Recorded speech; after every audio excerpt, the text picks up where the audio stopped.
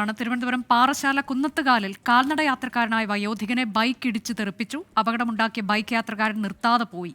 അപകടത്തിന്റെ CCTV ദൃശ്യങ്ങൾ 24-ന് ലഭിച്ചു.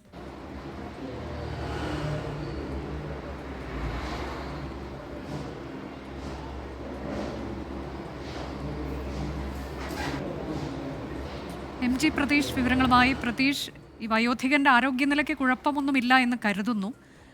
ബൈക്ക് യാത്രികനെ കുറിച്ച് എന്തെങ്കിലും വിവരം ലഭിച്ചോ?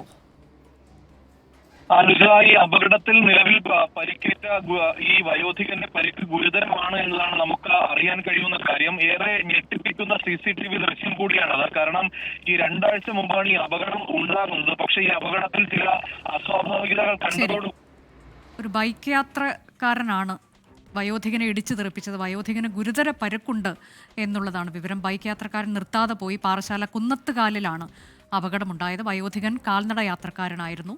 ബൈക്ക് യാത്രികനായുള്ള തെരച്ചിൽ ഇപ്പോൾ ഊർജിതമാക്കിയിട്ടുണ്ട്.